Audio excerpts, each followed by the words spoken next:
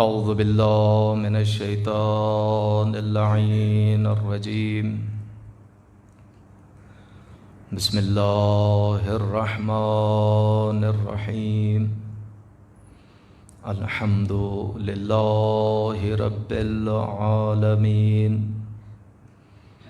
والعاقبۃ للمتقین والجنۃ للمؤمنین والنار للکافرین والمنافقین والصلاۃ والسلام علی سید الانبیاء والمرسلین سیدنا و نبینا و شفیع ذنوبنا و طبیب نفوسنا ابی القاسم محمد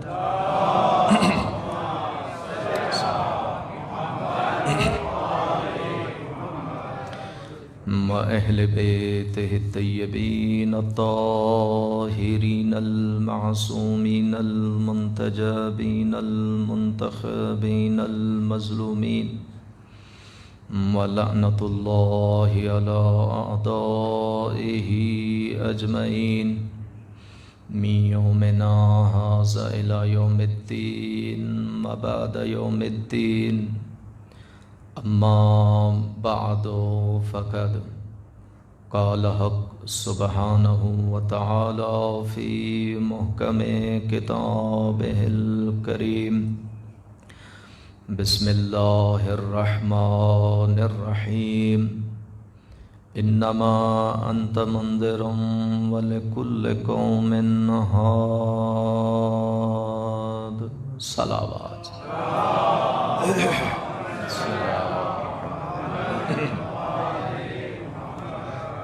کوشش کریں اس سے بہتر صلوات پڑھیں آل محمد۔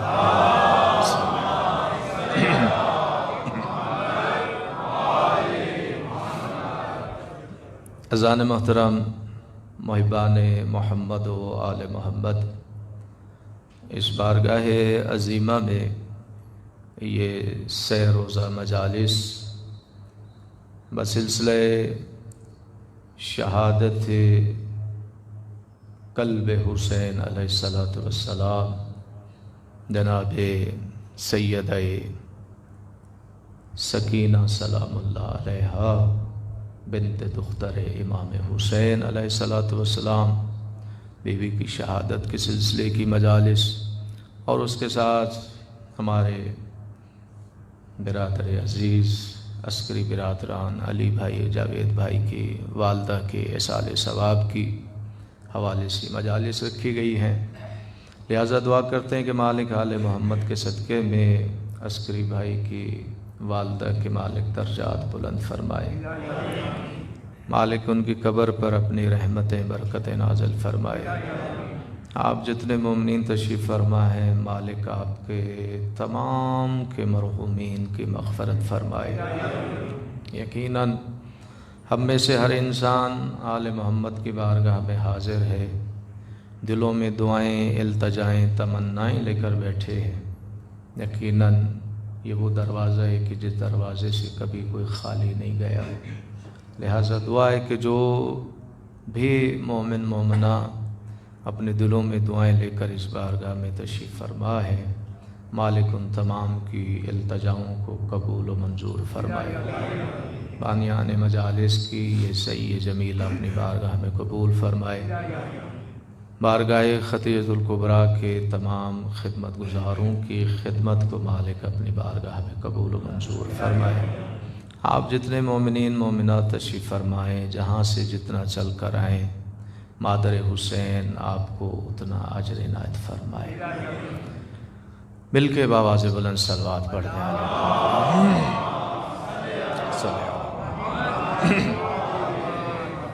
سلسلہ گفتگو آپ مومنین کے ذہن میں محفوظ ہوگا کہ ان 3 روزہ مجالس کے لیے ہم نے جسے بطور عنوان قرار دیا وہ یہ عنوان تھا کہ مقصد مجلس امام حسین علیہ السلام، چونکہ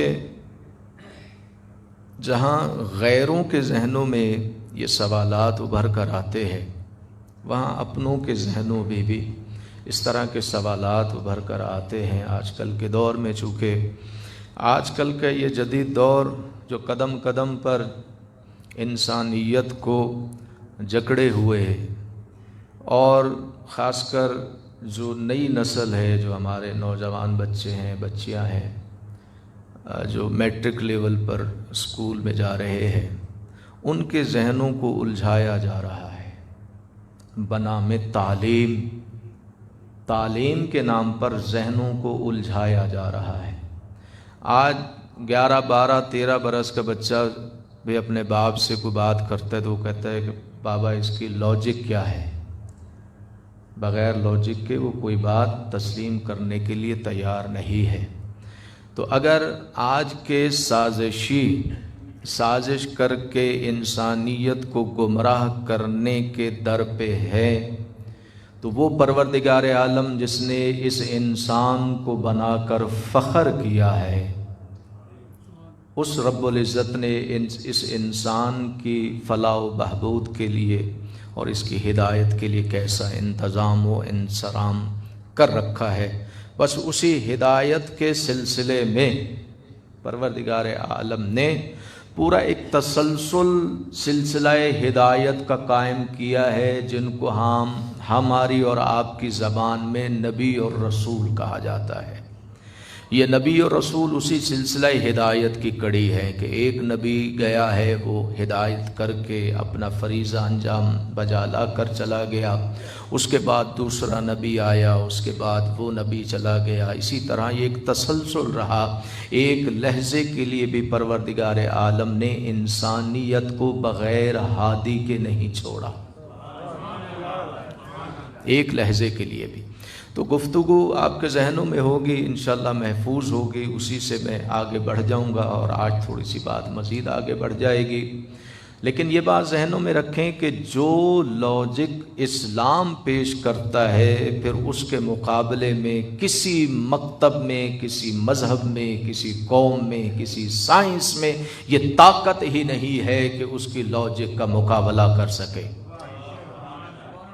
اس لیے کہ آج سائنس نے جتنی بھی ترقی کی ہے، آج سائنس جتنی بھی اپنے آپ کو بلندیوں پر پا رہی ہے اور پہنچا رہی ہے، اس سائنس کی بلندیوں کے پیچھے یا قرآن کی آیت ہے یا آل محمد کا فرمان ہے۔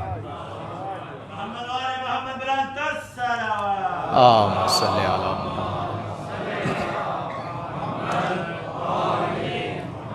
جب اللہ رب العزت نے اپنے محبوب کے لیے اور محبوب الہی نے اپنے بھائی علی کے لیے جو ایک فیصلہ کن بات کر دی، تو اس کے بعد تو کسی قسم کا کوئی شک نہیں ہونا چاہیے، کوئی عیب اور ریب نہیں ہونا چاہیے کہ اللہ نے اپنے محبوب کے لیے کہا۔ کیا کہا؟ کہ اللہ کے رسول نے اپنی زبان اطہر سے یہ جملہ کہا، انا مدینۃ العلم وعلی بابھا، کہ میں شہر علم ہوں، علی اس کا دروازہ ہے۔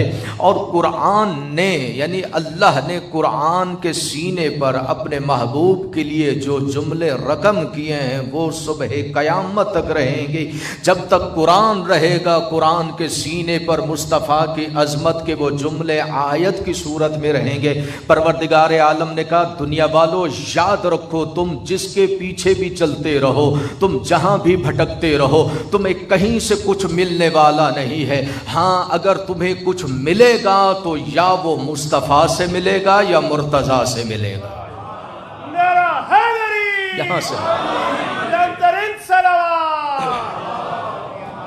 اور اس سے بڑھ کر اور کیا ہمارے لیے باعث افتخار ہوگا کہ ہم جسے اپنا پہلا امام مانتے ہیں، اپنا رہبر مانتے ہیں، اپنا رہنما مانتے ہیں، جو مولا کل علی ابن ابی طالب علیہ الصلوۃ والسلام، جس کو ہم اپنا مولا اور آقا مانتے ہوئے فخر محسوس کرتے ہیں۔ اور یہاں پر پہلی منزل میں ایک جملہ کہہ دوں، خدا کی قسم، دنیا عالم میں جتنے مذاہب ہیں، جتنے مکاتب ہیں، جتنے گروہ ہیں، جتنے جتھے ہیں، کسی گروہ میں یہ دم خم نہیں، کسی مکتب میں یہ دم خم نہیں کہ وہ کسی مقام پر اپنے رہبر اور رہنما کا تعارف کرواتے ہوئے شرمندہ نہ ہو، تعارف کراتے ہوئے اس انداز سے سامنے آئے جس انداز سے آل محمد کے ماننے والے سامنے آتے ہیں۔ یہ واحد مکتب ہے محمد و آل محمد کا کہ جو اپنے پہلے امام سے لے کر آخری امام تک جس مقام پہ چاہیں تعارف کروا سکتے ہیں۔ محمد والے محمد صلی اللہ یعنی پہلے امام سے لے کر آخری امام تک جب ہم بھی وہ واحد قوم ہیں کہ جب تعارف کروائیں اپنے ائمہ کا تو ہمیں تعارف کرواتے ہوئے شرمندگی نہیں ہوتی کہ امام کے کوئی پہلو میں کوئی سکم ہو، امام کے کسی گوشے میں کوئی سکم ہو، کوئی پہلو کمزور ہو، نہیں، جیسے پہلا علی ہے ویسے 12واں علی ہے۔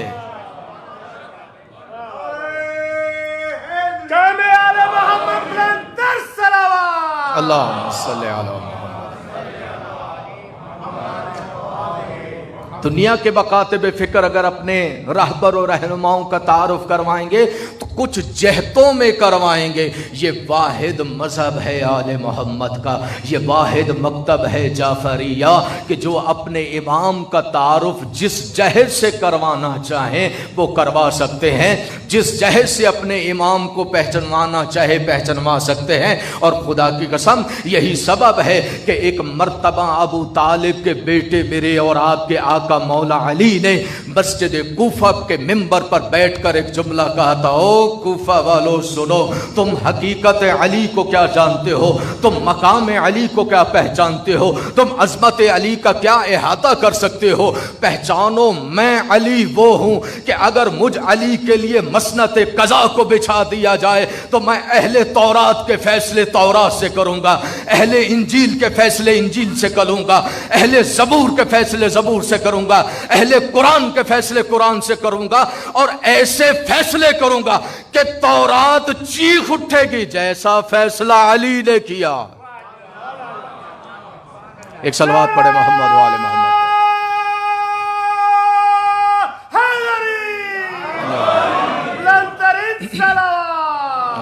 صلی علی محمد۔ لہٰذا ہم اپنے ائمہ کا، کچھ آواز میں کوئی گڑبڑ ہوئی ہے؟ ایک اور صلوات پڑھ دے محمد و آل محمد۔ صلی علی محمد۔ عظمت ہے آل محمد کی، مقام و مرتبہ ہے۔ ہم خوش نصیب ہیں کہ اللہ نے ہمیں آل محمد کی ولایت سے نوازا ہے، اور یہی وہ شے ہے جو دنیا میں ہمیں رنگ و نسل سے بالکل جدا کر کے جوڑے ہوئے ہیں کہ آل محمد کی ولایت ہے، یہ عشق علی ہے، یہ محبت علی ہے، یہ مودت فی القربا ہے کہ نہ ہم قوم دیکھتے ہیں، نہ قبیلہ دیکھتے ہیں، نہ رشتہ دیکھتے ہیں۔ ہماری نگاہوں میں رشتہ فقط ایک ہے، ہم یہ دیکھتے ہیں کہ یہ کس قوم کا ہے، یہ کس قبیلے کا ہے، یہ نہیں دیکھتے، یہ دیکھتے ہیں کہ اس کے دل میں علی رہتا ہے کہ نہیں رہتا، اس کے دل میں علی کی محبت ہے کہ نہیں، یہ آل محمد کا مطیع و فرما بردار ہے کہ نہیں۔ کیوں؟ اس لیے کہ جب عالم ارواح میں سب نے یک زباں ہو کر آل محمد کی ولایت کا کلمہ پڑھا تو ہمارا رشتہ تو وہاں کا بنا ہوا ہے، ہمارا رشتہ زمینی ہے نہیں کہ وہ زمین کے رشتے جو ہیں وہ مختلف چیزوں سے یا ٹوٹتے ہیں یا جڑتے ہیں۔ ایک واحد رشتہ ہے آل محمد کی مودت اور ولایت کا جو دنیا میں رہتے ہوئے کبھی ٹوٹ پھوٹ کا شکار ہی نہیں ہوتا، اس لیے کہ یہ رشتہ یہاں بنا ہی نہیں ہے، یہ رشتہ بنا وہاں ہے۔ اور جائیں جا کر آپ کتابیں پڑھیں، مطالعہ کریں، معصوم فرماتے ہیں کہ قیامت کے دن جو نسبی رشتے ہیں وہ تو ٹوٹ جائیں گے لیکن جو ولایت کا رشتہ ہے وہ کبھی نہیں ٹوٹے گا۔ ایک صلوات پڑھتے محمد و آل محمد۔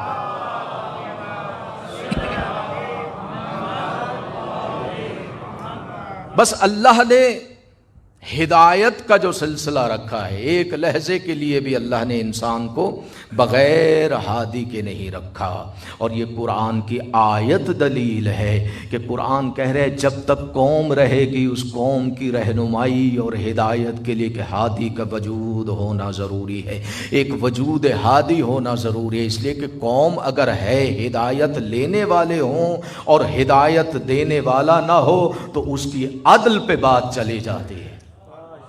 چونکہ وہ عادل حقیقی ہے لہٰذا اس کے عدل کا تقاضا یہ ہے کہ اگر ہدایت لینے والے ہیں تو اس کی جانب سے کوئی ہدایت کرنے والا بھی ہونا چاہیے. اور میں نے کہا کہ ہادی کے لیے بنیادی شرط کیا ہے کہ ہادی کو صاحب علم ہونا چاہیے. اگر وہ صاحب علم نہیں ہوگا تو قوم کی ہدایت نہیں کر سکے گا. اس لیے کہ قوم اگر کوئی سوال کرے ہادی کے اوپر تو اگر ہادی یہ کہے کہ میں نہیں جانتا تو اس کا معنی یہ ہے کہ وہ خود ساختہ تو ہے، خدا ساختہ نہیں ہے.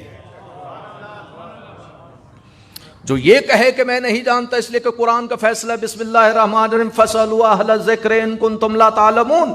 اگر تم لا تعلمون ہو تو اہل ذکر سے سوال کرو. اور اہل ذکر وہ ہے کہ اگر سوال کرنے والا سامنے ہے تو اس کا سوال ابھی ذہن کی وادی میں ہو، اور جو اہل ذکر ہوتا ہے وہ دیکھ کے اس کے سوال کا جواب عطا کر دیتا ہے. ایسا ہونا چاہیے اہل ذکر. چونکہ اہل ذکر جو ہے وہ دنیا کے کسی مدرسے کا پڑھا ہوا نہیں ہوتا، دنیا کے کسی یونیورسٹی کا پڑھا ہوا نہیں ہوتا، وہ دنیا میں کسی کے آگے زانوے ادب طے نہیں کرتا، وہ کسی کے سامنے بیٹھ کر علم حاصل نہیں کرتا.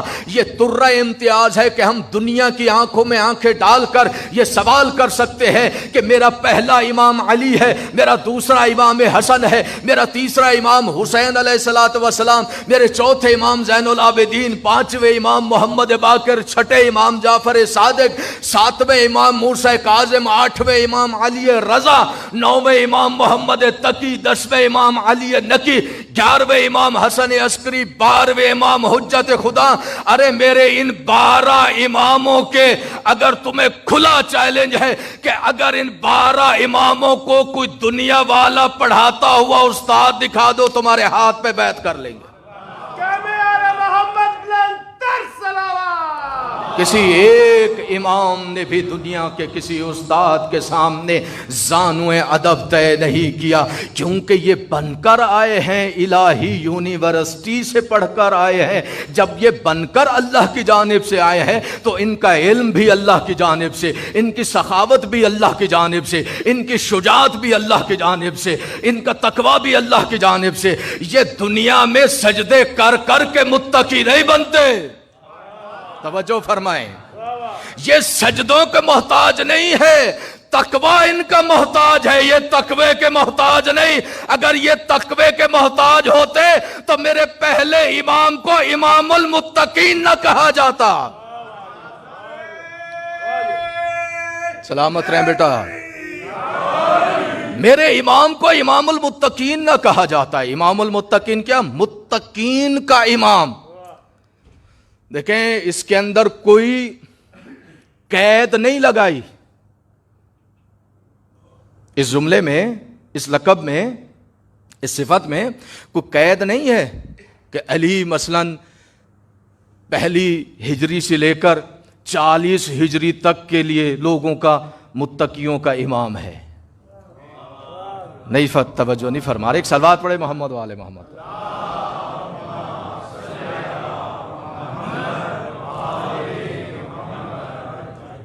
توجہ ہے جان محترم.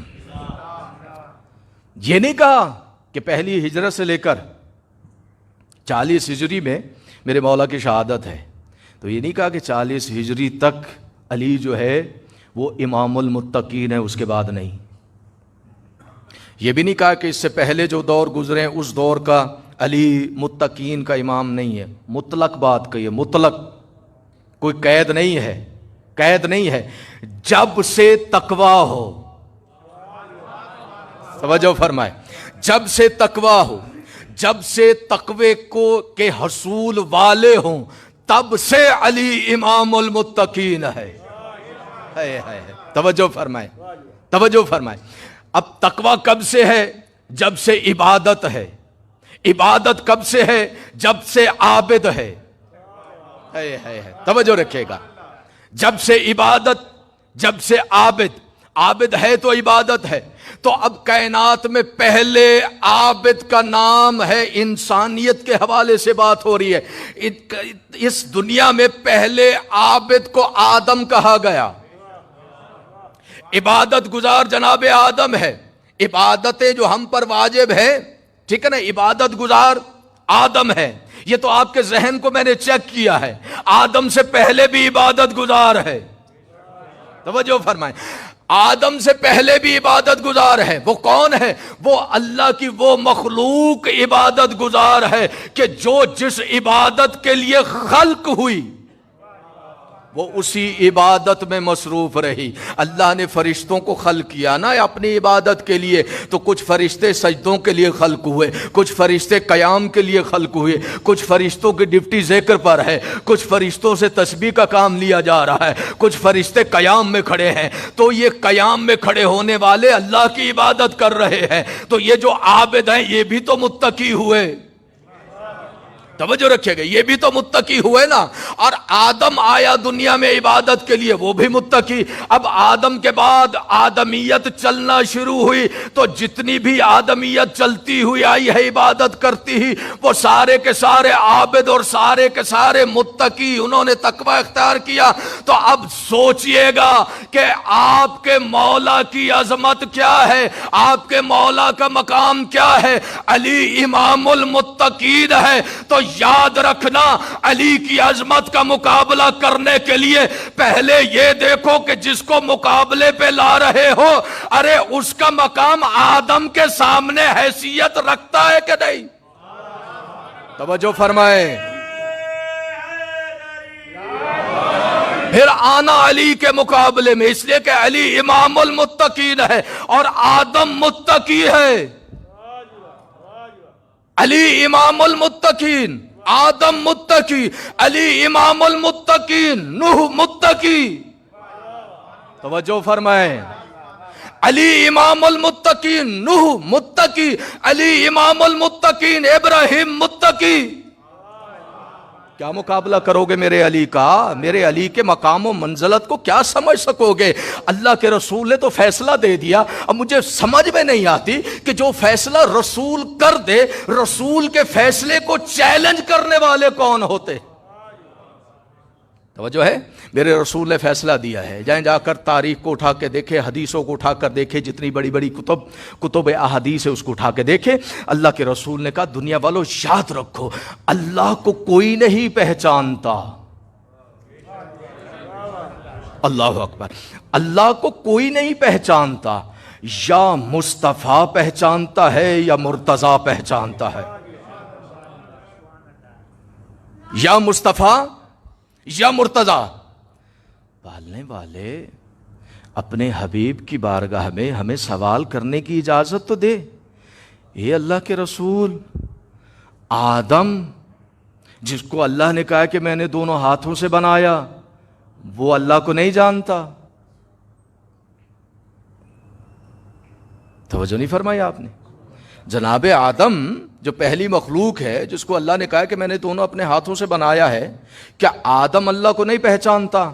آواز مصطفیٰ آئے گی، نہیں پہچانتا۔ ہے وہ اللہ کو کیسے پہچانے کہ جس کی خلقت سے پہلے مخلوق خلق ہو چکی ہو؟ توجہ رکھیے گا بھئی، آدم سے پہلے ایک مخلوق خلق ہے نا، جسے فرشتے کہتے ہیں۔ توجہ رکھیے گا، تو فرشتے آدم سے پہلے ہے، تو جو پہلے ہوگا اس کی معرفت کی منزل اوپر ہوگی، جو بعد والا ہوگا اس کی نیچے ہوگی۔ تو نوح تو جناب آدم کے بعد ہے، ابراہیم تو جناب نوح کے بعد ہے، ان کی تو منزلت نہیں ہے۔ اس لیے اللہ کے رسول نے کہا کہ اللہ کو کوئی نہیں پہچانتا، یا مصطفیٰ پہچانتا ہے یا مرتضیٰ پہچانتا ہے۔ اس کے بعد کا دنیا والوں بات یہاں ختم نہیں ہے، بات آگے بڑھ رہی ہے۔ مجھ محمد کو کوئی نہیں پہچانتا، یا میرا خدا پہچانتا ہے یا میرا بھائی علی پہچانتا ہے۔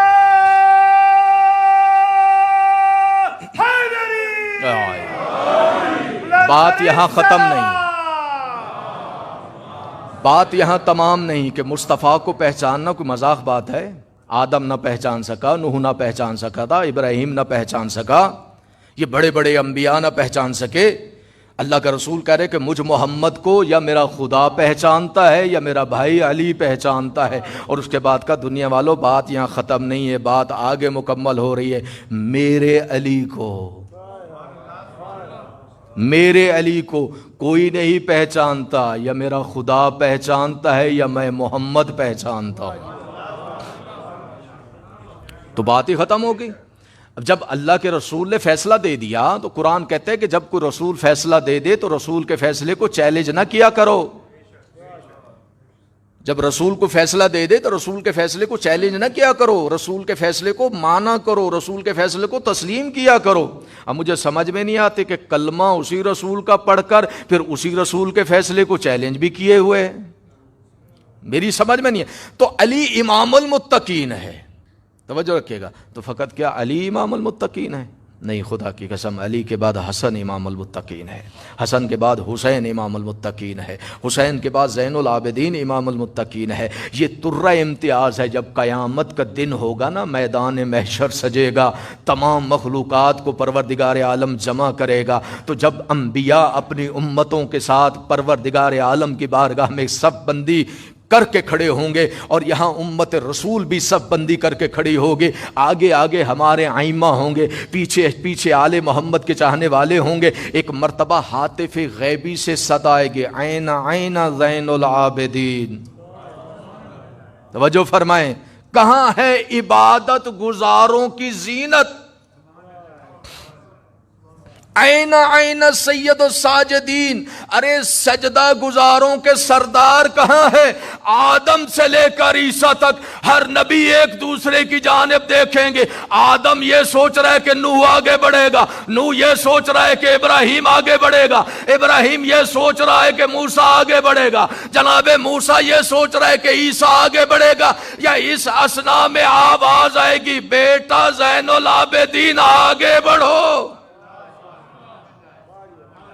حسین کا بیٹا آگے بڑھے گا. اور آواز قدرت ہے کہ ہاذا زین العابدین. دنیا والو, آدم اور نوح اور ابراہیم کو کیا دیکھ رہے ہو؟ عبادت گزاروں کی زینت حسین کا بیٹا سجاد ہے, سید الساجدین, سجدہ کرنے والوں کا سردار حسین کا بیٹا سید سجاد ہے. کتنا اعزاز کی بات ہے, کتنا ہمارا سر فخر سے بلند ہو جانا چاہیے کہ اللہ نے ہمیں ایسے رہبر و رہنما عطا کیے ہیں کہ ایسے رہبر و رہنما کسی قوم کو اللہ نے عطا نہیں کیے. سلسلہ ہدایت اللہ نے کسی مقام پر بھی نہ قوم کو بغیر ہادی کے چھوڑا ہے, اور نہ ہدایت کرنے والے کو اس قوم سے جدا رکھا ہے. لکل قوم ہاد, ہر قوم کے لیے ہادی ہے. توجہ رکھیے گا. اب مجلس مظلوم کربلا کا مقصد کیا ہے؟ ہدایت ہے. ہدایت ہے نا, مجالس مظلوم کربلا ہدایت ہے. ہم نے کہا پہلا ہادی ہے آدم, پہلا انسان ہے, پہلا نبی یا خلیفہ جو بھی کہہ لیں, حجت خدا ہے, پہلا انسان بھی ہے, پہلا ہادی بھی ہے.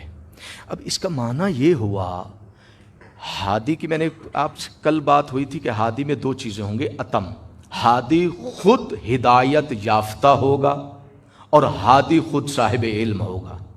اگر ہادی ہدایت یافتہ خود نہ ہو تو ہدایت نہیں کر سکتا. توجہ ہے نا. اب آدم کے لیے فیصلہ کہ آدم ہے ہادی, حجت خدا, خلیفۃ اللہ, اللہ کا نمائندہ ہے زمین پر. تو اللہ کا نمائندہ زمین پر ہے, حجت خدا ہے زمین پر, خلیفۃ اللہ ہے زمین پر. تو جناب آدم کی ذمہ داری کیا ہے؟ جناب آدم زمین پر ہدایت کے لیے اتارے گئے ہیں, ہدایت کے لیے اتارے گئے ہیں. اور جو ہادی ہوگا وہ خود ہدایت یافتہ ہوگا, وہ خود صاحب علم ہوگا. تو کیا خیال ہے کہ جناب آدم سے کوئی ایسا کام سرزد ہو سکتا ہے کہ جو ہدایت کے منافی ہو؟ توجہ فرمائیں, ایسا کام جناب آدم کر سکتے ہیں کہ جو ہدایت کے منافی ہو, جو اس کی مرضی کے خلاف ہو, جو اس کے غضب کو دعوت دینے والا ہو؟ دنیا والوں یہ ہو ہی نہیں سکتا, اس لیے کہ آدم ہادی امت ہے, آدم ہدایت کرنے کے لیے آیا ہے. تو جو ہادی ہوگا وہ کوئی ایسا کام نہیں کرے گا جو ہدایت میں رکاوٹ بنے، کوئی ایسا کام نہیں کرے گا جس کی وجہ سے ہدایت، منصب ہدایت پہ آنچ آئے یا حرف آئے۔ تو آؤ ذرا جا کر دیکھتے ہیں جناب آدم کے حالات کو قرآن سے، کہ اللہ نے آدم کو 2 بیٹے عطا کیے پہلی منزل میں، ایک قابیل دوسرا حابیل، یہ دونوں آدم کے بیٹے ہیں۔ توجہ ہے، دونوں آدم کی آغوش کے پلے ہوئے ہیں۔ ہم پہ رشتوں کا روب نہ جھاڑا کرو، ہم سے بات کرو رشتوں کے حوالے سے بات نہ کرو، ہم سے بات کرو کردار کے حوالے سے، اس لیے کہ اسلام نے ہر ایک کو پٹخ دیا ہے۔ اسلام نے کہا میرے دربار میں آؤ تو کردار سے بات کرو، رشتوں سے بات نہ کرو۔ اگر رشتوں کی بات کرو گے تو سگا چچا تھا، اس نے میرے محبوب کی شان میں گستاخی کی، تو میں نے کہا تبت یدا ابی لہب و تب، اے ابو لہب تیرے ہاتھ ٹوٹے، تو نے میرے محبوب کی جانب اشارہ کیسے کیا؟ سگا چچا ہے، رشتے کا لحاظ ہی نہیں کیا۔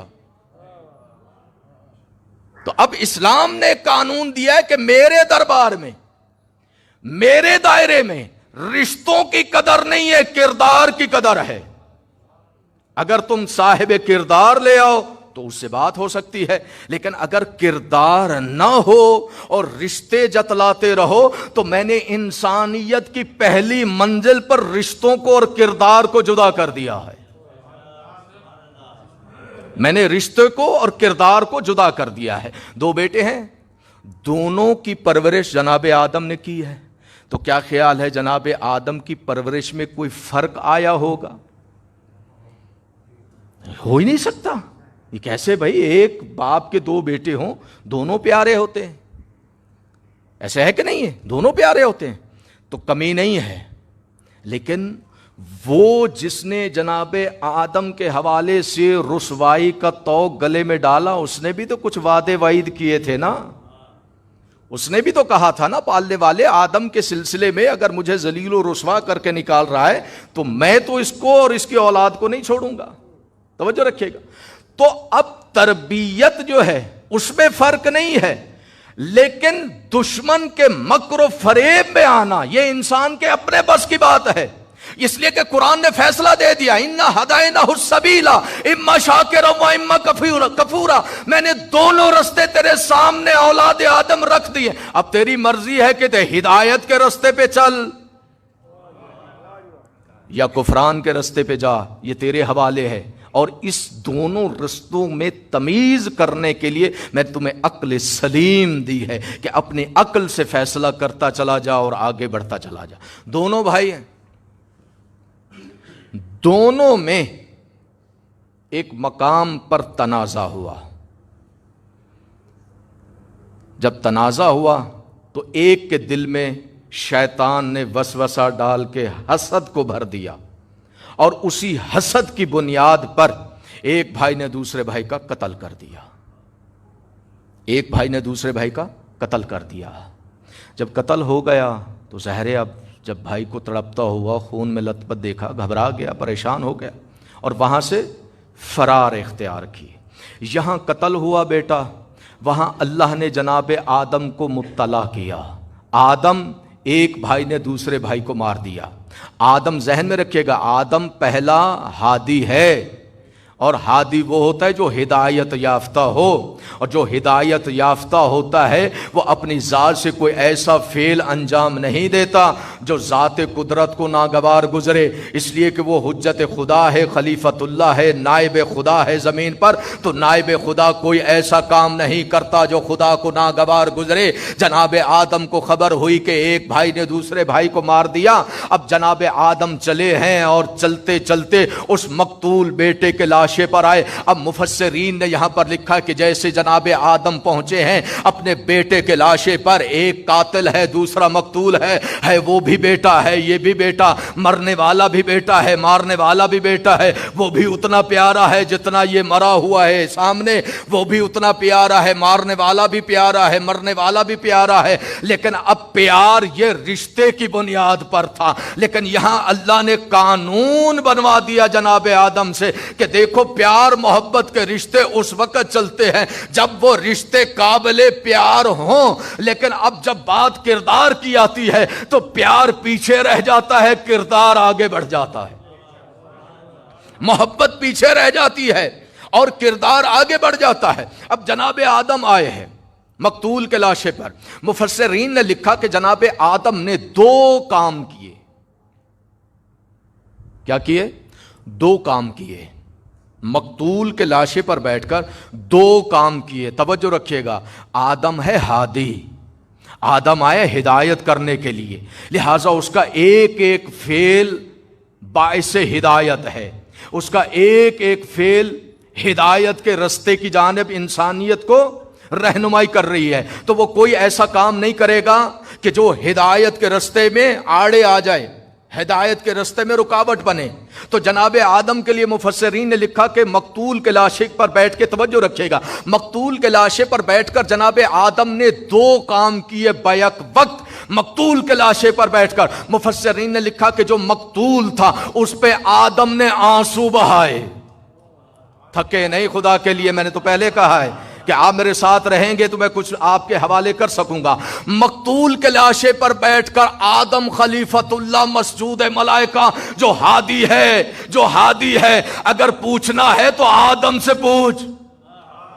ہماری سما خراشی کرنے کی ضرورت نہیں ہے، ہم سے الجھنے کی ضرورت نہیں ہے، ہم پر روب جھاڑنے کی ضرورت نہیں ہے۔ آدم جیسے ہمارا باپ ہے ویسے آپ کا بھی تو باپ ہے، اگر پوچھنا ہے تو باپ سے پوچھ، ہم سے نہ پوچھ۔ آپ کے اور میرے مشترکہ باپ نے اپنے مقتول بیٹے پر بیٹھ کر آنسو بہائے، رونا شروع کر دیا، رونا شروع کر دیا۔ میں پوچھوں گا جناب آدم رو کیوں رہے ہو؟ کہ رو نہیں تو کیا کروں، یہ تو رونا میری فطرت میں ہے، یہ رونا میری فطرت میں ہے، اس لیے کہ میری فطرت میں اللہ نے 2 طرح کے اثر رکھے ہیں۔ جب کوئی خبر خوشی آئے گی تو میں خوش ہوں گا، جب کوئی غم کی خبر آئے گی میں مغموم ہوگا، تو جب میں مغموم ہوں گا تو اس غم کا اظہار کروں گا، اور غم کے اظہار کے لیے اللہ نے بہترین اظہار کا رستہ آنکھیں دی ہے، اور ان آنکھوں میں پانی دیا ہے۔ تو میں مقتول پہ بیٹھ کر رو رہا ہوں، آنسو بہا رہا ہوں، اس کا معنی یہ ہوا کہ وہ ہادی ہے، اور ہادی نے مقتول کے لاشے پر بیٹھ کر آنسو بہا کر ایک سنت قائم کر دی۔ دنیا والوں، میری اولاد میں جہاں بھی تمہیں کوئی مظلوم ملے تو میری جانب سے میری سنت پر عمل کرنا، اور مقتول کے لیے میری سنت یہ ہے کہ اس پر آنسو بہانا، مقتول پر آنسو بہانا، مقتول پر آنسو بہانا، یہ سنت آدم ہے۔ اگر یہ اللہ کو ناگوار گزرتی تو اللہ پہلی منزل پر جناب آدم کو روک دیتا، اے آدم تو ہادی ہے، کیا کر رہا ہے؟ میرے نظام کو درہم برہم کر رہا ہے۔ لہٰذا میرے نظام میں مقتول پہ آنسو بہانا نہیں ہے، غم کرنا نہیں ہے، تو کیوں رو رہا ہے؟ اللہ کا خاموش ہونا اور آدم کا آنسو بہانا بتا رہا ہے کہ اللہ کو مظلوم پہ آنسو بہانا پسند ہے، مقتول پہ مظلوم پہ آنسو بہانا اللہ کو پسند ہے، اور اللہ نے اپنی پسند کو نبی سے کروا کے نبی کی سنت بنا دیا ہے، اپنی پسند کو نبی کے حوالے کر کے نبی سے وہ کام کروا کے سنت بنا دیا۔ اب جس کو سنت نبی پر اعتراض ہو، توجہ ہے، جس کو نبی کی سنت پر اعتراض ہو تو اس کا اعتراض اس پہ بنتا ہے جس نے جاری کی ہے۔ نہیں توجہ فرمائی بھائی، اعتراض اس پہ بنتا ہے جس نے سنت کو جاری کیا ہے، اس بیچارے کا تو کوئی قصور نہیں ہے جو اس سنت کو لے کے چل رہا ہے، اس کا تو کوئی قصور نہیں۔ تو آدم نے آنسو بہا کر بتایا کہ مقتول پہ مظلوم پہ آنسو بہانا یہ سنت ہے میری، اور اس کام کو کروایا ہے پروردگار عالم نے، تو خبردار مظلوم کسی زمانے کا ہی کیوں نہ ہو، جب تک یہ دین رہے گا، اس دین کے اندر یہ سنت قائم رہے گی کہ جب جب کوئی مظلوم ہوگا، توجہ رکھیے گا، جب جب کوئی مظلوم ہوگا، جب جب کوئی مقتول ہوگا، تو تمہیں خبر ہو کہ فلاں مقتول ہو گیا، تمہیں خبر ہو کہ فلاں پہ ظلم ہو گیا، تو اس مقتول پر آنسو بہانا، اس ظلم پر تم نے مغموم ہونا ہے۔ اور ساتھ ہی جناب آدم نے دوسرا کام کیا، ایک مقتول پہ آنسو بہائے ہیں اور قاتل پہ جناب آدم نے لعنت کی ہے، اللہ لعنت کرے اس پہ جس نے میرے بیٹے کو مظلومانہ حالت میں مار دیا۔ تو اب رونا بھی آدم کی سنت ہے، لعنت بھی آدم کی سنت ہے۔ حسینیت یزیدیت غالب اللہم صلی علی محمد۔ توجہ ہے جان محترم، یہ دونوں سنت جناب آدم ہے، اور اتنی بات تو ہر صاحب عقل کے ذہن میں ہونی چاہیے کہ ہمیشہ لائق اولاد وہی کہلاتی ہے جو اپنے باپ کی سنت پر قائم رہے۔ شریف اولاد ہمیشہ اپنے باپ کی سنت پر قائم رہتی ہے۔ اب مجھے نہیں معلوم کہ کون قائم ہے یا نہیں ہے، کون شریف ہے کہ نہیں ہے، فیصلہ خود کر لو۔ دیکھو کہ جو مظلوم پہ آنسو بہا رہے ہیں ان کا تعلق سنت آدم سے ہے، اور جو نہیں بہا رہے اس کے لیے میں کچھ نہیں کہتا، وہ اپنا فیصلہ خود کرے کہ وہ کہاں کھڑے ہیں۔ توجہ رکھیے گا، اب یہ رونا سنت اور قاتل سے نفرت، اب دو چیزیں ہوں گی۔ مقتول سے رو کر اظہار محبت کیا جا رہا ہے، قاتل پہ لعنت کر کے اظہار نفرت کیا جا رہا ہے۔ آدم ہے پہلا ہادی، آدم ہے پہلا رہنما۔ اب پہلا رہنما جو کچھ بھی کرے گا وہ ہدایت کہلائے گا، بے ہدایتی نہیں کہلائے گا۔ تو اب دو اصول تو بن گئے، اور انہی دو اصول بنے ہوئوں کو ہم نے اپنا لیا، اور ہم نے کہا کہ یہ دونوں اصول ہماری عبادت ہیں، یہ دونوں اصول ہماری عبادت ہیں، یہ دونوں اگر ذہن بیدار رہیں گے تو میں جملہ دوں گا، یہ دونوں اصول ہم نے لیے اپنے باپ آدم سے جو ہادی ہے، جو رہنما ہے، جو حجت خدا ہے، جو خلیفت اللہ ہے۔ ہم نے کسی غیر سے یہ سنت نہیں لی، ہم نے کسی عرب کے جہلا سے یہ سنت نہیں لی کہ تم ہمارے پر روب جھاڑو کہ یہ خلاف دین ہے، یہ خلاف عقل ہے، یہ خلاف شریعت ہے۔ ارے آدم عقل سے کو زیادہ جانتا ہے یا آج کا مولوی زیادہ جانتا ہے؟ شریعت کو حجت خدا زیادہ جانتا ہے یا آج کا پڑھا لکھا مولوی زیادہ جانتا ہے؟ تو یہ بات تو بالکل طے ہے کہ جو اللہ کے مدرسے سے پڑھ کر آیا ہے وہ دین بھی زیادہ جانتا ہے، اس کے پاس علم بھی مولوی سے زیادہ ہے۔ تو دو سنتیں قائم ہوئی، مظلوم پہ آنسو بہا کر ہمدردی کا اظہار کرنا، اور مقتول کے جو قاتل ہیں اس پہ نفرین کر کے اس سے برات کا اعلان کرنا۔ بھئی یہ دونوں سنت ہم نے آدم سے لے کر اپنے دین میں لے کر آئے ہیں۔ اگر کسی کو اعتراض ہو تو پھر آدم پہ کرے، ہمارے مذہب پہ اعتراض نہ کرے۔ ان دونوں چیزوں کا ایک کو تولا کہتے ہیں، دوسرے کو تبرہ کہتے ہیں۔ ایک صلوات پڑھے محمد و آل محمد۔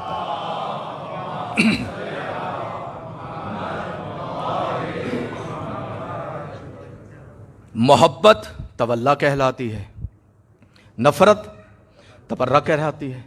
بھئی اس میں ناراض ہونے کا پہلو کہاں ہے؟ اچھا اگر توجہ ہے میری جانب،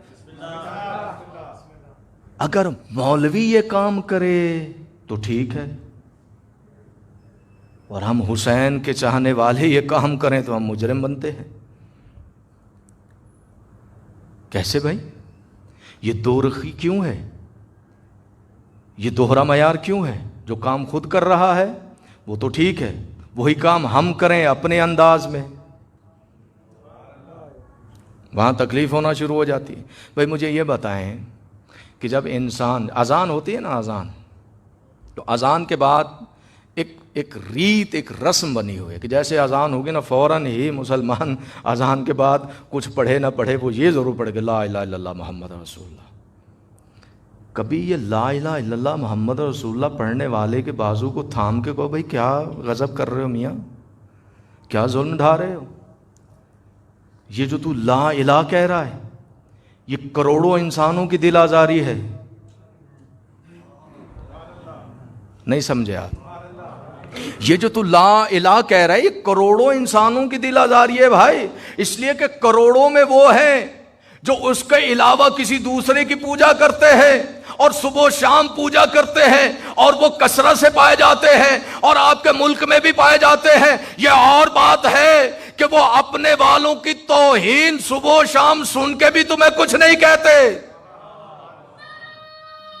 صبح و شام وہ توہین برداشت کر رہے ہوتے ہیں لیکن تمہیں کچھ نہیں کہتے، تم پر اعتراض نہیں کرتے، کوئی درخواست تمہارے خلاف نہیں دی۔ جب تم لا الہ کہہ رہے ہو تو اس کا معنی کیا ہوا؟ کوئی معبود نہیں سوائے اللہ کے، تو وہ جو کروڑوں لوگوں کے معبود ہیں ان کو تو آپ نے برا بھلا کہہ دیا نا اپنی زبان میں، توجہ رکھیے گا۔ اچھا تم تبرہ کرو تو عین اسلام، اور ہم اس اسلام کی سنت کو جاری کیے ہوئے ہیں تو ہم مجرم کہلا رہے ہیں، یہ دوہرا معیار کیوں ہے؟ اس کا معنی یہ ہوا کہ تمہیں تبرے سے چڑ نہیں ہے، چونکہ وہ مجبوری ہے تیری کہ تو نے بھی کرنا ہے نہ چاہتے ہوئے، اللہ تجھ سے بھی کروا رہا ہے نہ چاہتے ہوئے۔ یہ اور بات ہے کہ تو اسے عبادت نہیں سمجھتا، اور اللہ نے کچھ قوم کو بنایا ہے کہ جسے ساری دنیا چھوڑ دے گی عبادت کے حوالے سے، اسے ایک قوم انجام دیتی رہے گی اور دنیا کو بتاتی رہے گی یہ کام بھی عبادت ہے، یہ کام بھی عبادت ہے، یہ کام بھی عبادت ہے۔ انہی عبادتوں میں تم نے حسین کا ذکر چھوڑ دیا، ہم نے حسین کے ذکر کو جاری رکھا، اور بتاتے چلے آ رہے ہیں کہ حسین کا ذکر عبادت ہے، حسین کا ذکر عبادت ہے، حسین کا ذکر عبادت ہے۔ آپ نے کہا کہ حسین کا ذکر بدعت ہے، آپ نے کہا حسین کا ذکر بدعت ہے، ہم نے کہا حسین کا ذکر عبادت ہے۔ بدعت اسے کہتے ہیں کہ جو دین میں نہ ہو اور اسے دین میں شامل کیا جائے۔ عبادت وہ ہوتی ہے کہ جسے صاحب شریعت عبادت بنا کر دین میں داخل کرے۔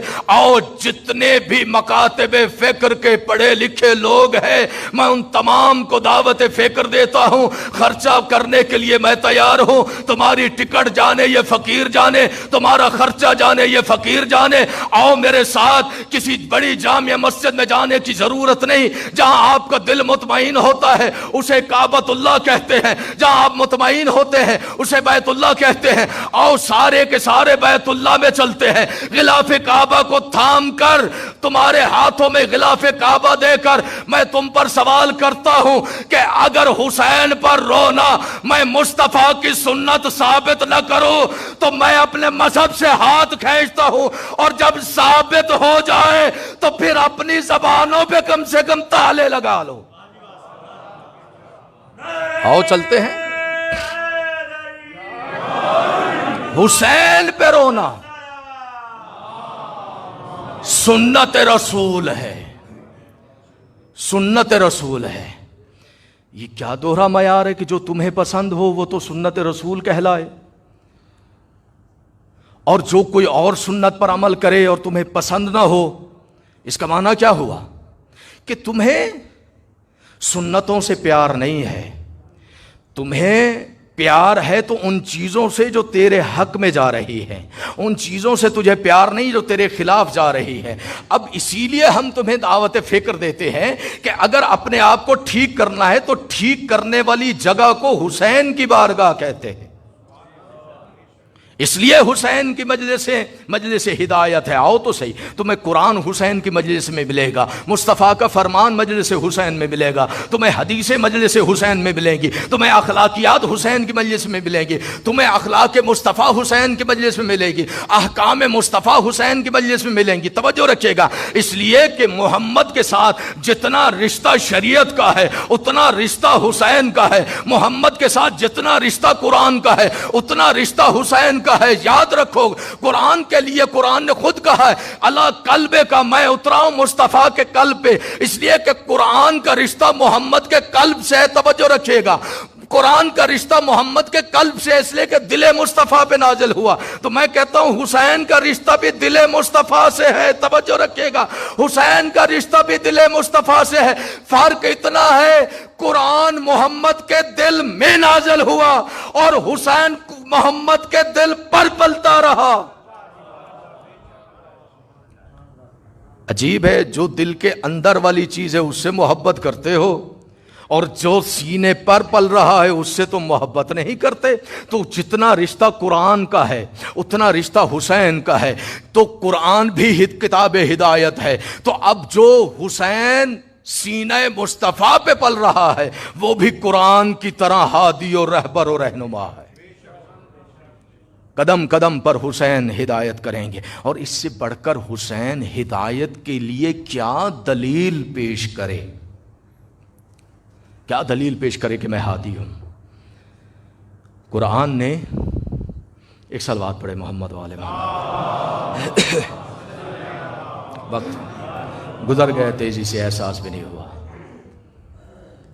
بس بات شاید کل میں اس کو مکمل کروں. اور کسی حد تک چونکہ اتنا وسیع موضوع ہے کہ اس پہ 3 مجالس نہیں 300 بھی مجالس ہوں تب بھی کم ہے. توجہ ہے, یہ 300 تو میں نے اپنی بساط کے مطابق کہی ہے, ورنہ 3000 بھی مجالس ہوں تو کم ہے. اس لیے کہ ہدایت قیامت تک ہے. تو جو چیز قیامت تک جائے گی وہ 2-3 ہزار دنوں میں پوری تھوڑی ہو جائے گی بھائی. اس کے لیے بھی قیامت تک کے لیے عرصہ چاہیے, اس کو سمجھانے کے لیے, اس کو سمجھنے کے لیے. لیکن ہر انسان کی اپنی کوشش کاوش ہوتی ہے, جتنا اس کی فہم, جتنا اس کا ادراک, جتنا اس کا علم, وہ اتنی ہی بات کرتا ہے. چونکہ میں طالب علم ہوں لہٰذا ان 3 مجالس میں آپ یوں سمجھ لی کہ یہ اجمال آپ تک پہنچ رہا ہے, تفصیلات نہیں پہنچ رہی. کیونکہ دامن وقت میں گنجائش نہیں نا, تفصیلات تو ایک ایک چیز کو کھولے تو نہ جانے کہاں سے بات کہاں نکل جاتی ہے. تو امام حسین کیا ہے, وہ بھی ہادی ہے, قرآن بھی ہادی ہے. قرآن ہادی ہے نا. قرآن نے پہلی منزل پر, بس یہ جملہ سنیں اور پھر میں متصل مصائب ہو جاؤں گا. قرآن ہادی ہے. جب قرآن انسان کھولتا ہے تو قرآن حمد سے شروع ہوتا ہے, اور اس کے بعد والی جو سورہ بقرہ شروع ہوتی ہے. تو سورہ بقرہ میں قرآن نے اپنا تعارف پیش کیا. بسم اللہ الرحمن الرحیم, الف لام میم, ذالک الکتاب لا ریب فیہ ھدی للمتقین. دنیا والو, میں بے عیب ہوں, میں منزہ ہوں. یہ میں کہنا قرآن ہی کو زیبا ہے. توجہ نہیں فرمائی آپ نے. یہ میں کہنا قرآن کو زیبا ہے. جو میں کی حقیقت کو جانتا ہے, جو میں کی حقیقت کو جانتا ہے وہی تو کہہ سکتا ہے میں منزہ ہوں, میں پاک ہوں. توجہ, یہ میں اس کا کہنا تمہیں کسی منزل کی جانب لے کے جانا چاہتا ہے. قرآن تمہیں یہی سمجھانا چاہتا ہے, قرآن یہی بتانا چاہتا ہے کہ جب میں بے عیب ہوں تو کسی عیب دار پہ تھوڑی اتروں گا. توجہ نہیں فرما رہے آپ. میں بے عیب ہوں تو کسی عیب دار پہ تھوڑی آؤں گا. میں منزہ ہوں تو کسی غیر منزہ پہ نہیں آؤں گا. میں پاک ہوں تو کسی غیر پاک پہ نہیں آؤں گا. تو یہ میں کہنا اصل میں اس میں کے پیچھے شان مصطفیٰ چھپی ہوئی ہے. اس میں کے پیچھے مقام مصطفیٰ چھپا ہوا ہے. یہ میں جو کہہ رہا ہے. تو میں کتاب ہدایت ہوں. قرآن کتاب ہدایت ہے. قرآن کتاب ہدایت ہے. اب اللہ کے رسول نے کہا دنیا والوں سنو, حسین اور قرآن ایک ہے. حسین اور قرآن ایک ہے. توجہ رکھیے گا. لفظوں میں دیکھو گے تو قرآن نظر آئے گا, حقیقت میں دیکھو گے تو حسین نظر آئے گا. توجہ نہیں فرمائی آپ نے. لفظوں میں فرق ہے. جو لفظوں میں ڈھلا ہوا ہے وہ خاموش ہے, جو حقیقت کے پیکر میں ہے وہ بولتا ہوا نظر آتا ہے. جو قرآن ہے وہ حسین ہے. اس لیے کہ حسین اور قرآن میں جدائی نہیں ہے. حسین بھی کتاب, حسین بھی ہادی امت, قرآن بھی ہادی امت. توجہ رکھیے گا. تو جب حسین بھی ہادی امت ہے, اور یہ میں نہیں کہہ رہا, کوئی مولوی نہیں کہہ رہا, کوئی محدث نہیں کہہ رہا, کسی راوی کی روایت نہیں ہے, کوئی حدیث کا ٹکڑا نہیں ہے, کسی حدیث کی کتاب کی بات نہیں کر رہا کہ حسین ہادی امت ہے. کہنے والا وہ ہے کہ جس کی زبان پر اللہ نے وحی کے پہرے بٹھا رکھے ہیں. کہنے والی وہ ذات مقدس ہے کہ جس کے کہنے کو قرآن وحی کہتا ہے. جس کے کہنے کو، جس کی گفتگو کو، جس کے کلام کو قرآن کہتا ہے بسم اللہ الرحمن الرحیم وما ينطق عن الهوى ان هو الا وحی یوحی. دنیا والو یاد رکھو میرا رسول تو نطق ہی نہیں کرتا، میرا رسول تو کلام ہی نہیں کرتا، میرا رسول تو بولتا ہی نہیں ہے، یہ جب بولتا ہے وہی ہوتی ہے، یہ جو بولتا ہے وہی ہوتی ہے. تو وہی کے بغیر کلام نہ کرنے والے رسول نے کہا کہ قرآن بھی ہادی ہے، اور یہ جو میرے سینے پہ پل رہا ہے حسین دنیا والو یہ بھی ہادی ہے. اور اللہ کے رسول نے کہا دنیا والو حسین ہادی ہے کیسے؟ ان الحسین مصباح الہدی و سفینۃ النجات. جیسے قرآن ہادی ویسے میرا حسین ہادی.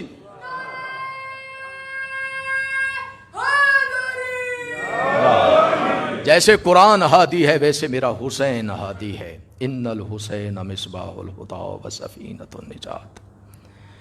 اب اتنی بات اگر رسول کی مانتے ہو، اور یہ وہ حدیث ہے جو طرفین کی کتابوں میں بھری پڑی ہے، اس کے اوپر کوئی کلام نہیں ہے، صحیح و سند حدیث ہے، سب نے قبول کیا ہے. جب صحیح حدیث کو قبول کرتے ہو تو پھر اتنی بات تو طے ہے، جو مقام قرآن کا ہے وہ مقام زہرا کے لال کا ہے، جو عزت قرآن کی ہے وہی عزت زہرا کے لال کی ہے، جو مقام و مرتبہ قرآن کا ہے وہی مقام و مرتبہ علی کے بلال حسین ابن علی کا ہے. تو پھر یاد رکھو جو مرتبہ قرآن کا وہ مرتبہ حسین کا، اس لیے کہ جو کام قرآن کرنے کے لیے آیا ہے وہی کام مصطفیٰ نے حسین کے ذمہ لگایا ہے کہ قرآن بھی ہادی ہے میرا حسین بھی ہادی ہے. توجہ رکھیے گا، قرآن بھی ہادی ہے میرا حسین بھی ہادی ہے. تو جتنی صفتیں تم قرآن کی مان رہے ہو اتنی صفتیں تمہیں حسین پر کی ماننی پڑے گی، اتنی صفتیں حسین کی تمہیں ماننی پڑیں گی کہ حسین پاک بھی ہے، حسین منزہ بھی ہے، حسین بے عیب بھی ہے، حسین لا ریب بھی ہے، حسین تمام تر آلائشوں سے پاک ہے. اگر اب بھی طبیعت نہیں سنبھلتی تو پھر دوسرا جملہ سنو. اے حبیب آپ نے اپنی زبان سے کہا ہے لیکن میں جانتا ہوں ان کے ذہنوں میں خناسیت ہے، یہ ممکن ہے کہ آپ کی ذات کو اعتبار نہ دے. تو پھر میں قرآن کے سینے پر حسین کی عظمت یوں لکھ دیتا ہوں بسم اللہ الرحمن الرحیم انما یرید اللہ لیذھب عنکم الرجس اہل البیت ویطہرکم تطہیرا. پر محمد والے محمد نہ مانو، حدیث سے بھاگو گے تو قرآن پکڑے گا، قرآن سے بھاگو گے حدیث پکڑے گی. کہاں جاؤ گے؟ ادھر مصطفیٰ نے کہہ دیا کہ حسین بے عیب ہے، ہادی ہے، ادھر قرآن نے کہہ دیا کہ حسین پاک ہے، منزہ ہے، کسی قسم کی کوئی نجاست نہیں. تو پھر دنیا والو یاد رکھو قرآن نے ایک اور فیصلہ بھی دیا ہے کہ نجس اور پاک برابر نہیں ہو سکتے، طیب اور طاہر اور نجس برابر نہیں ہو سکتے، خبیث اور طیب برابر نہیں ہو سکتے. تو یہ کیسے ممکن ہے کہ ایک خبیث بیعت مانگے شجرہ طیبہ سے؟ یہ ممکن ہی نہیں ہے. حسین شجرہ طیبہ ہے، جس نے بیعت کا تقاضا کیا تھا وہ شجرہ ملونہ سے ہے. کس طرح سے حسین بیعت کرتا؟ نہ کہ حسین نے بیعت، نہ کہ حسین نے بیعت. اور کیا خوبصورت جملہ کہا معین الدین چشتی نے، سر داد نداد دست در دست یزید حقا کہ بنا لا الہ. دنیا والو تم میرے حسین کو کیا سمجھتے ہو؟ حسین بنا لا الہ ہے. بنا کہتے ہیں بنیاد کو، بنا کہتے ہیں اصل کو، بنا کہتے ہیں فاؤنڈیشن کو. لا الہ کی فاؤنڈیشن حسین ہے، لا الہ کی بنیاد حسین ہے، لا الہ کی اصل حسین ہے. اور بنیاد بننے کے لیے حسین نے کتنا خرچ کیا ہے، کتنا خرچ کیا ہے حسین. 18 برس کا جوان دے دیا، اس لیے کہ آواز قدرت حسین لا الہ کی بنا اس وقت تک نہیں رکھی جا سکتی جب تک تو اپنے اکبر کو قربان نہ کر دے. اجرکم علی اللہ. اللہ آپ کی آوازوں پر رحمت نازل کرے. خدا شاہد ہے آپ کی آوازیں علی و بطول کی بیٹیوں کی دلوں کو جو سکون پہنچاتی ہے نا، خدا کی قسم یہ تمہارا گریہ، یہ تمہاری بلند آواز سے رونا علی کی بیٹی کو بہت پسند ہے. علی کی بیٹی کو بہت پسند ہے۔ 11 محرم کو جب علی کی بیٹی اجڑ کے آئی ہے نا حسین کے لاشے پر، اجرکم علی اللہ، ایک مرتبہ بیٹھی ہے حسین پہ گریہ شروع کیا، یا یزید کا وہ لعین سپاہی ہاتھوں میں تازیانہ لہراتا ہوا آیا ہے سید سجاد کی پشت کے پاس، اور آ کر کہے قیدی کس نے اجازت دی ہے ان بیبیوں کو کہ حسین پر گریہ کریں؟ دنیا والوں اب بھی اعتراض کرتے ہو کہ شیعہ روتے ہیں، شیعہ مر کیوں نہیں گئے ان مصائب کو سنتے ہوئے؟ ہماری جان کیوں نہیں نکل جاتی؟ کجا علی کی بیٹی، کجا وہ نجس تازیانے، کجا حسین کا لاشا جس کو علی کی زوجہ نے، محمد کی بیٹی نے، جسے چکیاں پیس پیس کے پالا تھا۔ ایک مرتبہ اللہ کے رسول گھر تشریف لاتے ہیں، کیا دیکھا کہ جناب سیدہ کی آنکھوں میں آنسو ہے۔ بیٹی کو روتا ہوا دیکھ کر میرے آقا نے پوچھا تھا اے فاطمہ کس بات پہ گریہ کر رہی ہو؟ جواب سنو اپنی شہزادی کا۔ میری شہزادی نے رو کے کہا بابا میں نے حسین کو غسل دیا، حسین کو نہلایا، نہلانے کے بعد میں کنگھی کر رہی تھی، کنگھی کرتے کرتے میرے حسین کا ایک بال ٹوٹ گیا تھا۔ بابا حسین کا ٹوٹا ہوا بال فاطمہ کی آنکھوں میں آنسو لے آیا۔ اجرکم علی اللہ۔ حسین لا الہ کی بنا میں اکبر کا خون چاہیے۔ حسین نے کہا میرے مالک حسین نے اکبر مانگا ہے آپ سے، تو اب آپ مانگ رہے ہیں تو اکبر کو لوٹانے کا حوصلہ بھی حسین رکھتا ہے۔ بس ایک ایک شہادت اور ایک ایک چیز اللہ مانگتا گیا، حسین دیتا گیا، جبکہ ایک منزل ایسی بھی آئی ہے کہ اس منزل پر حسین اتنا رویا ہے کہ کربلا کی زمین بھیگ چکی تھی حسین کے آنسوؤں سے۔ کہا حسین بنائے لا الہ کے لیے تمہیں اپنی 4 سالہ بچی کے چہرے پہ تماچے بردا۔ اجرکم علی اللہ۔ جناب رباب آپ کو اجر دے گی کہ آپ جناب رباب کی بچی کے مصائب سن کر گریہ کر رہے ہیں۔ جناب رباب ہر اس مومن عزادار کے لیے بارگاہ خداوندی میں دعا کے لیے ہاتھ بلند کر دیتی ہے، جو مومن عزادار رباب کے اصغر کو یاد کر کے روئے یا رباب کی سکینہ کو یاد کر کے روئے۔ اجرکم علی اللہ۔ بچی کے چہرے پہ تماچے لگیں گے۔ حسین نے کہا اے پالنے والے، حسین تیار ہے تاکہ لا الہ کی بنا رکھی جائے۔ کیسے تماچے؟ پردہ غیبت میں رت خون رونے والا امام، پردہ غیبت میں آنکھوں سے پانی نہیں خون رونے والا امام کہتا ہے میرا سلام ہو کربلا کی اس یتیمہ پہ کہ جس کے چہرے کی رنگت کربلا سے لے کر شام تک مسلسل متغیر ہوتی رہی۔ اجرکم اللہ۔ جناب سجاد سے پوچھا کہ مولا سب سے زیادہ مصائب کہاں گزرے؟ میرے مولا نے جگر پہ ہاتھ رکھ کے کہا الشام الشام الشام۔ کا مولا ذرا شام کے دکھ بھی تو سنا دے، کہ سارے دکھ چھوڑ ایک سن لے۔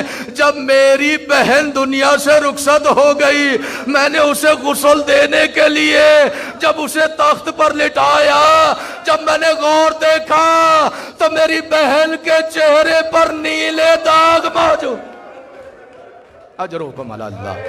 میری بہن کے رخساروں پر نیلے داغ موجود تھے۔ رلا گئی شام میں سجاد کو خون کے آنسو۔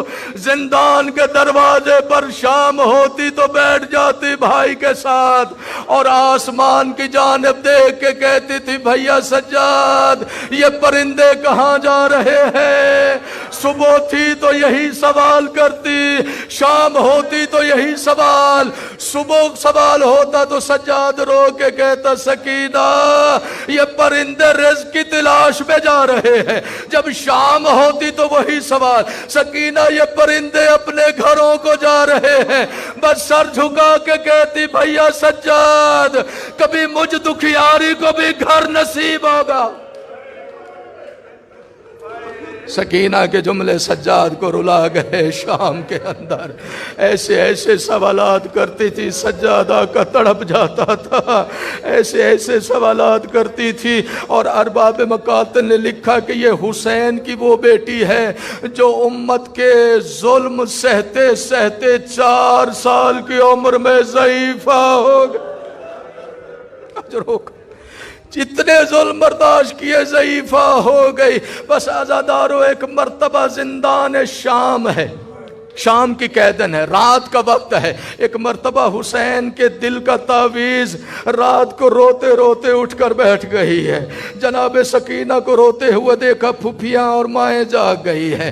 دلاسا دینا شروع کر دیا, اے سکینہ کیوں رو رہی ہے؟ اب سکینہ کی زبان پر عزادارو ایک ہی جملہ تھا, میرے بابا کہاں ہے, میرے بابا کہاں ہے, میرے بابا کہاں ہے. بس یہ جملہ سننا تھا کہ ہر بی بی دلاسا دے رہی تھی. ہر بی بی جانتی ہے کہ حسین زندان میں نہیں ہے, لیکن بیٹی ایک ہی بات کر رہی ہے, ابھی میرے بابا آئے تھے, ابھی میرے بابا مجھ سے باتیں کر رہے تھے, ابھی میرے بابا مجھے دلاسے دے رہے تھے, میرا بابا کہاں ہے, مجھے اپنے بابا سے ملنا ہے.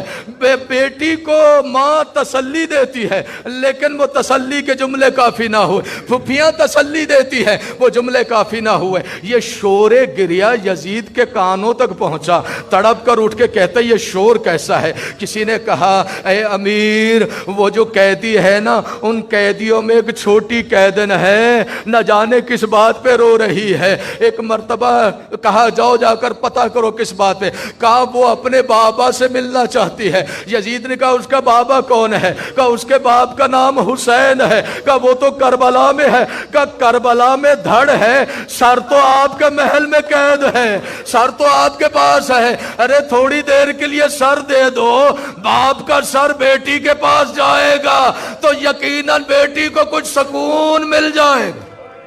اجرکم اللہ, اجرکم اللہ. اللہ آپ کے ماتم اور گریہ اور عزاداری کو اور آنسوں کو قبول کرے. ہمارے بھائی عسکری برادران کی یہ محنت قبول کرے. آپ عزادار جہاں جہاں سے بھی چل کر آئے ہیں, حسین کی ماں کسی کو اس دربار سے خالی نہ بھیجے, بالخصوص جن کی جھولیاں غیر آباد ہیں. جناب رباب کی یتیمہ کے صدقے میں مالک ان گودیوں کو آباد کرے. اجرکم اللہ. بس عزادارو ایک مرتبہ اجازت ملی, ایک تشت میں حسین کا سر رکھا گیا, اوپر سے کپڑا ڈال دیا. سپاہی چل کر آتا ہے, قیدی میں تیرے باپ کا سر لایا ہوں. عزادارو سجاد نے زنجیروں کو سنبھالا, ایک مرتبہ بابا کا سر لیا, کپڑا ہٹا کر پہلا جملہ کا بابا میرا سلام. اجرکم اللہ. بابا میرا سلام. ایک مرتبہ کٹے ہوئے گلے سے آواز آئی, سجاد بیٹا میرا بھی آپ پہ سلام. دوسرا جملہ سنو, سجاد کربلا سے لے کے شام کا اتنا سفر تو نہیں بنتا جتنا بڑھاپا دیکھ رہا. اجرکم اللہ. بس باپ اور بیٹے میں گفتگو ہو رہی ہے. اب پوچھو نا ان بہنوں کے دلوں سے کہ جن کو خبر ملی ہو کہ ان کے زندان میں ان کے بھائی کا کٹا ہوا سر آیا ہے. اس بی بی سے پوچھو جو قدم قدم پہ حسین کے ساتھ شریک بن کر چلتی رہی. عزادارو میں نے بعض علماء سے سنا ہے کہ ہر بی بی کی خواہش تھی کہ زندان میں آنے والا حسین کا سر پہلے اس کی گود میں آئے تاکہ وہ اپنے مولا کو جی بھر کے دیکھ سکے. مجھے نہیں معلوم کس کی گود کس کے ہاں گیا کس کے ہاں نہیں گیا, لیکن ہاں 2 گودیں یاد ہیں, یا زینب کی گود میں گیا ہوگا یا سکینہ کی گود میں. اجرکم اللہ. بس سید سجاد نے کہا پھپھی اماں میری بہن کو دلاسا دو, دلاسا دو کہ تمہارے باپ کا سر آیا ہے, اپنے باپ سے ملے. کچھ جملے ہیں مقتل کی کتابوں میں جو اس حسین کی یتیمہ نے اپنے بابا کے ساتھ گفتگو کی. جیسے ہی رومال ہٹایا گیا نا, ایک مرتبہ اپنے بابا کے چہرے کو دیکھ کر پہلا جملہ کہا, میرے بابا آپ کی داڑھی کو خضاب خون کا کس نے کیا؟ بابا آپ کے گلے کی رگیں کس نے کاٹی؟ بابا مجھے یتیم کس نے کیا؟ لیکن ایک جملہ ایسا تھا کہ حسین تڑپا, آنکھوں میں آنسو آ گئے, قریب ہو جا کر کہتی ہے بابا آپ کے قتل ہونے کے بعد شمر نے اتنے تماچے مارے کہ آپ کی بیٹی کے رخسار تک بھی اجرکم اللہ آپ کی بیٹی کے رخسار زخمی ہو چکے ہیں.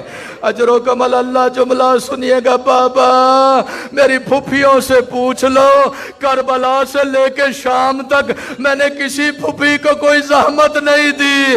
جہاں سلاتے تھی سو جاتی تھی جو دیتی تھی کھا لیتی تھی. بابا جب رات ہوتی تھی مجھے آپ کا سینہ بہت یاد آتا تھا. اجرکم اللہ. یہ گفتگو کرتے کرتے بعض علماء نے لکھا حسین کی بیٹی وہیں زندان میں لیٹ گئی ہے اور یہ جملہ کہا بھیا سجاد میں دیکھتی چلی آ رہی ہوں کربلا سے لے کے شام تک میرا بابا نو کے نیزہ پہ سفر کرتا رہا.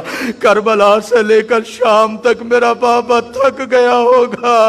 حسین کی دکھیاری نے کہا سجاد جب میرا بابا زندہ تھا تو میں اپنے بابا کے سینے پہ سوتی تھی. میرا باپ تھک چکا ہوگا اب میں لیٹتی ہوں میرے بابا کا سر میرے سینے پہ رکھ دے. اجرکم اللہ. بس عزادارو دو فکروں کی زحمت ہے. ایک مرتبہ بچی لیٹ گئی یا بچی لیٹی ہے یا باپ سے گفتگو کرتے کرتے بچی کو غش آیا اس کے بعد پھر افاقہ نہ ہوا. علی کی بیٹی نے بڑھ کر دیکھا انا للہ و انا الیہ راجعون. ارے سکینہ دکھوں سے آزاد ہو گئی. ایک مرتبہ چیخو پکار آواز گریا بلند ہوا.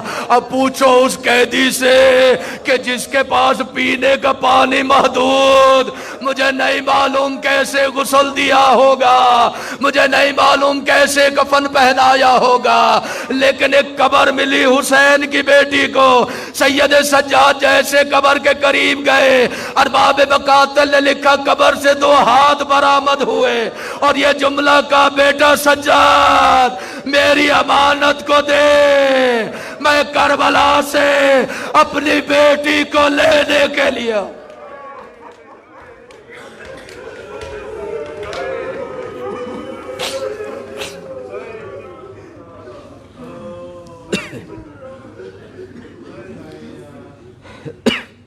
اللہ لعنت اللہ علی القوم الظالمین. پروردگارہ تجھے واسطہ محمد و آل محمد کی عظمتوں کا ہماری یہ قلیل عبادت اپنی بارگاہ میں قبول و منظور فرما.